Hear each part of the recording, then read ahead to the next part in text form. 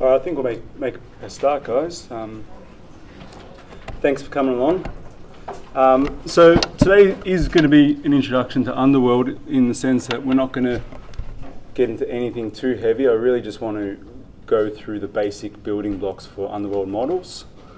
And I think once you leave today, you're pretty much 80-90% of the way to building much more complex models, at least from the Underworld perspective. The science is another question, of course. So just some places you can find us: our Underworld homepage, and we have a blog there that is occasionally populated with articles. Our code base is over at GitHub. You can jump on there. And of course, the issue tracker at GitHub is a place to go when you have problems, be it science, I guess, for now at least, and also, of course, any issues with the code, bugs, installation, when you're trying to install on a big machine somewhere, etc. And of course, jump on Facebook and follow us there as well.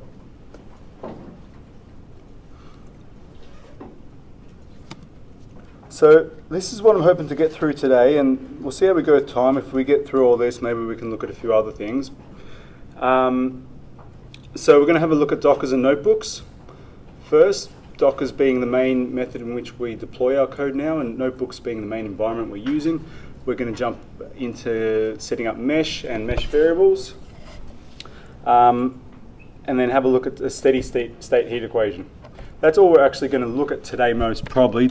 See how we go time-wise, like I said, but I think just looking at the steady state heat system is plenty to really get you a good feel for how Underworld models come together and just the basic bits and pieces used to set up your models. Stepping up to something like a Stokes or advection diffusion is relatively trivial once you've got all this underhand. And we'll look at Underworld functions. That's really the mechanism by which you can define any behaviors in your models. And then swarms and swarm variables, which will allow you to define some complex geometries. And yeah. So let's jump into Dockers. Right, so Dockers are really just a lightweight form of virtualization. So on your left-hand side here, we see a more traditional virtual machine setup. So you have typically your host machine, and then on top of your host machine, you have a complete guest operating system for each virtual machine you're running. And then on top of that, you have any applications you might be running. With Docker, it actually leverages your existing operating system, and then it manages to just run your applications and associated binaries directly on top of your existing operating system. Now, the benefit of that really is, in particular, immediate application launch. So when you run a Docker application, you don't have to boot up a whole system. It will launch immediately like any other application. I think really a good way to describe it is that it is an app store, really, and it's for your Linux applications. That's really more about the Docker Hub part of things. So Docker is the tool by which we launch these Linux-based applications, and the Docker Hub is the app store. But when you use Underworld Docker commands, you're running everything through the Docker Hub, and it really will feel like just running an app store. Installation of Underworld becomes trivial. You just run one command. Doesn't matter as long as you've got Docker installed on your machine. Doesn't matter which machine. Really doesn't matter these days so much which operating system. You can do it on Mac or on Linux or on Windows even. When you want to update Underworld, it's again trivial. Just run one command and you're off, and it's pretty much always guaranteed to work. Well, it really is guaranteed to work, actually. Like I mentioned, application launch is immediate. Fire up the command and you're off and running. Encapsulation, Docker allows us to really bundle everything you need to run Underworld. Really, we can put in all the tools, all the dependencies. We can cherry pick the dependencies that work best for our code, and they all come bundled when you use our Docker image. And isolation, you don't have to litter your own operating system with a bunch of dependencies for our code. They're all contained within the Docker image.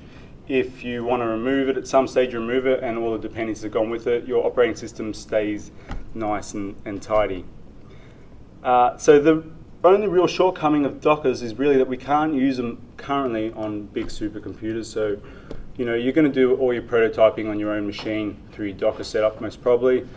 And then when you come to run on a big machine, you're going to have to compile it at that stage, and things are a bit better on that front than they used to be. But, like I say, if you are having issues, just jump on our issue track, and we're always happy to do our best to get you up and running on any machine. Quick question. Yep. So you already went over it probably, but I probably kind of missed it. That's fine. What is the exact difference between Docker and a virtual machine? In the sense that Right, so I'm not super up to speed on all the technical details, but basically when you're running Linux, you have a Linux kernel running, right?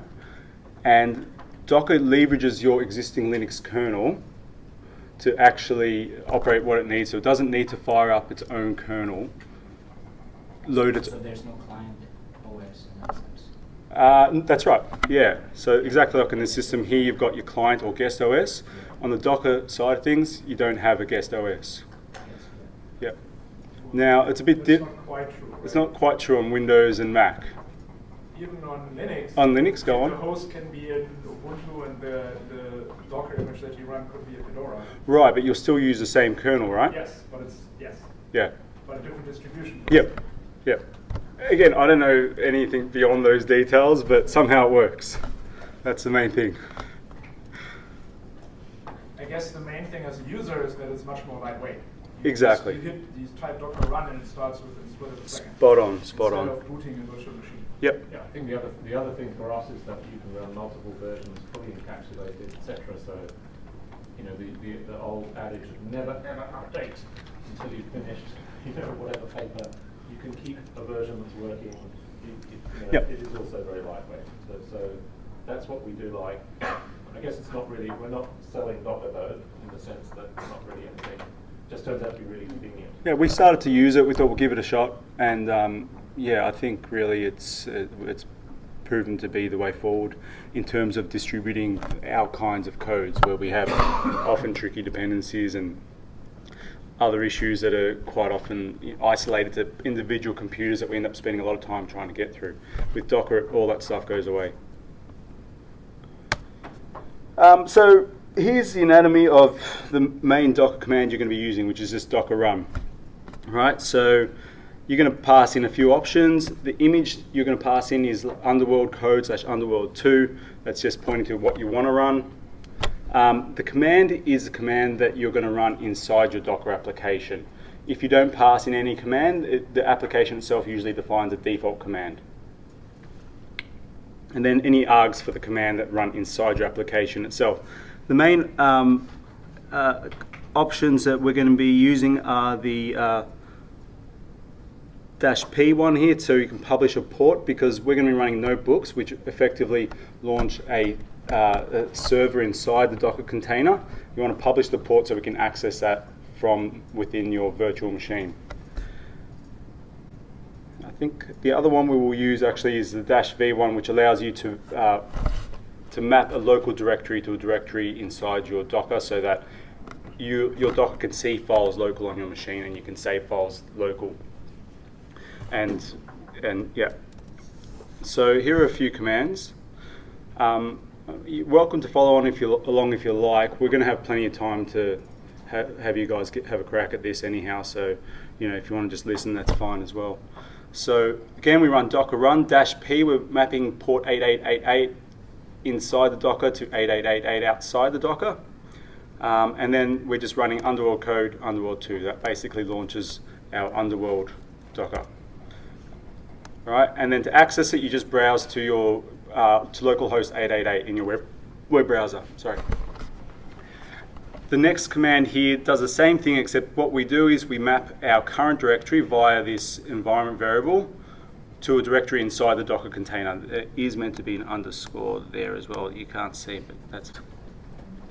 The final command here is basically, all right, you don't want to use a notebook, you want to directly run your Python script from within your Docker.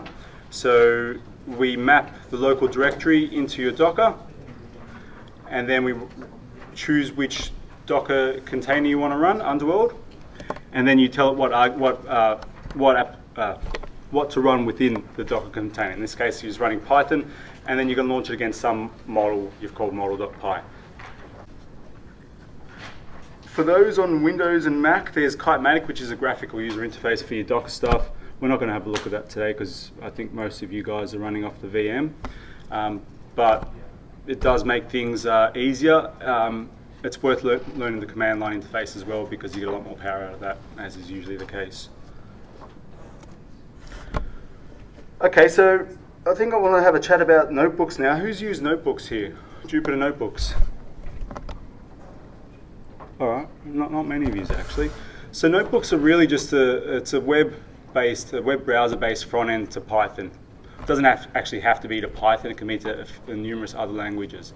But basically, it's a web interface to running your whatever Python models you want directly within your web browser. So the way it works is typically your notebook is split up into a number of cells. Right, so in this case you can see 3 cells. We've got this one cell at the top here, and then we've got 2, and then we've got a little one here that's cut off at the bottom. And your cells are basically going to be either code cells, this is a code cell, or they're going to be markdown cells, which allow you to do all your rich text and write your equations and write your science in line with your code itself. So, like I mentioned, the best thing about notebooks is you inline your simulations and your actual models in the one document. So, you can do all your analytics in the one document, you run your simulations and you get your output and your visualizations all within the one document. And you can bundle that up and pass that around. And yeah, just contains everything in the one place, which is a good thing. Similar to Docker, we started using notebooks, just having a play with them and seeing if we liked them. And I think most of us really have embraced them. They really are just a great environment for experimenting, setting up your models. Like I said, you've got a bunch of cells, and you can run a cell and you go, all right, I'm not happy with that parameter. You can tweak the parameter, run the cell again, see how it looks, tweak it again. And also things like autocomplete that really make just getting your code up and running quick,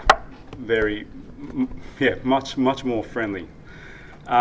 We actually use it for all our documentation now as well. All our user guides are all in notebook format. Beauty of this is that, well, there's a few good things about this. We can actually regression test our documentation itself, so you can actually run the notebooks and ensure that your documentation actually still works, in the sense that the code in your documentation is still correct and still in line with your existing version of your code base.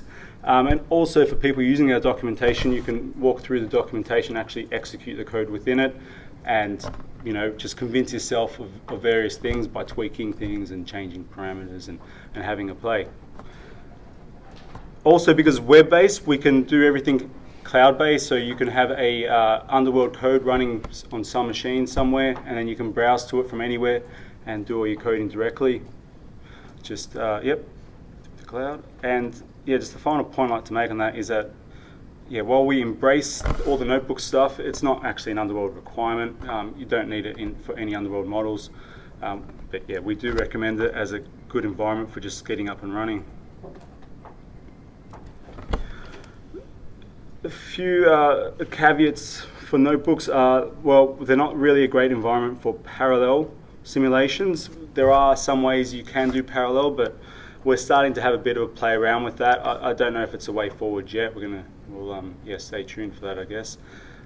But it does give you a certain in to doing parallel directly.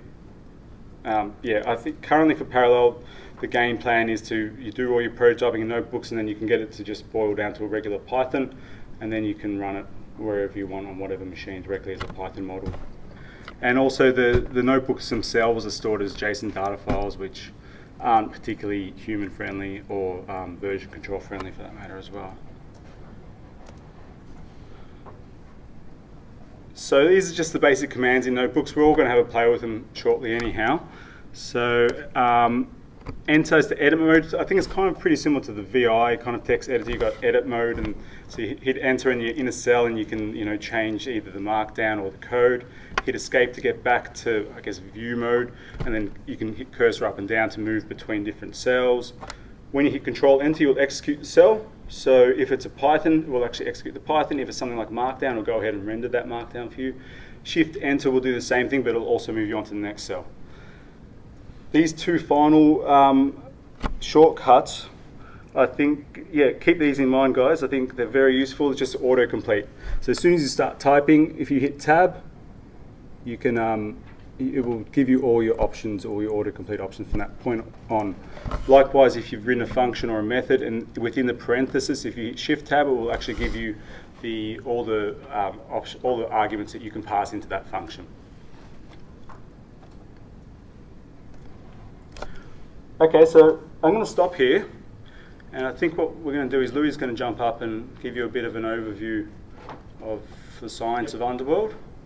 And I think while he's doing that, I think I'll wander around and make sure you folks are up and running. Actually, maybe I'll just do a quick demo of inside the virtual machine itself. I think so. So who here is running, you all using the virtual machine? Is anyone not using the virtual machine to do this? All right, okay. I have it running. You have Underworld running? Yep. Brilliant. Okay. Have you guys pulled down Underworld yet? Underworld from source yesterday. From source? You're a brave man. Okay. So I have the path set up, but I just need to. I was just going to copy the examples and run them. Now it's just. Okay. If it's going to be difficult, I can switch to this. Yeah. Okay. All right. I'll come over and have a chat. Let me just give you a quick demo of actually getting these notebooks up and running here. So break open your terminal. One thing I'll just mention for you guys in VMs, and I don't know if they mentioned this in the Monday session, is if it goes idle, it asks for a password, and I can't figure any way out of that besides restarting your VM. So what you might want to do is go to security and privacy and make sure these are not checked. So if it does go into suspend mode, it doesn't ask for a password, which doesn't exist.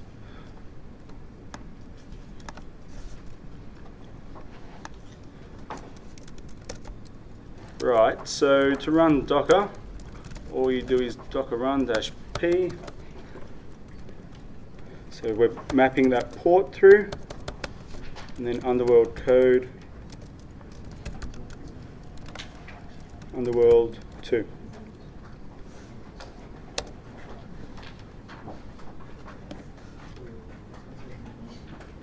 And break open your web browser.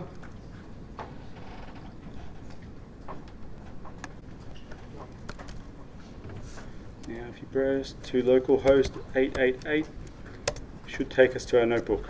Right, so here we're in our Jupyter notebook. We've got a few directories here.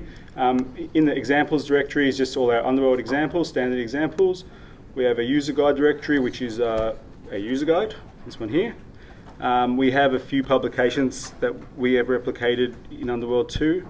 And user data is where we're going to actually get you guys to map your directory to. So what I'll do is quit that now, and I'm going to kill this. All right, let's make a directory. Let's call it User Workshop. So just to show you what's going on here, I'm just going to make a file in this directory called test file. Right, and what I'll do is I'll relaunch Jupyter Notebooks. P 8888. Now, what I'll do is do some volume mapping this time. So, using the -v command, I use pwd. Just for those who aren't aware, pwd is just the current working directory. All right. So that's just a shortcut to that. It's nothing fancy.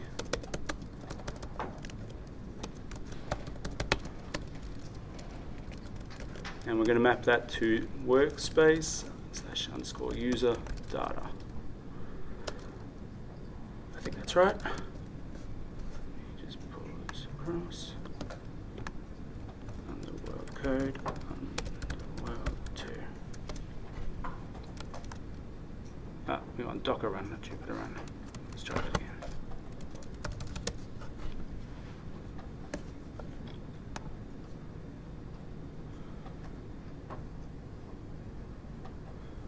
Again, browse to localhost 888. 8888. And now if we jump into user data, we should see that one file I created. So now that directory is available inside the Docker image itself, and what we can do is if we go new, so this is the way you'll make new notebooks. You click on new and then go to Python 2. All right.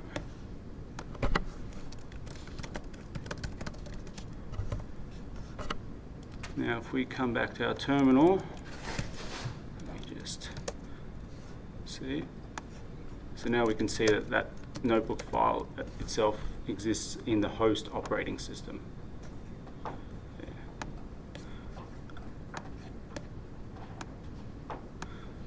So go ahead and try and fire that up. Have a play around, jump into the examples if you like. Have a shot at running some of them.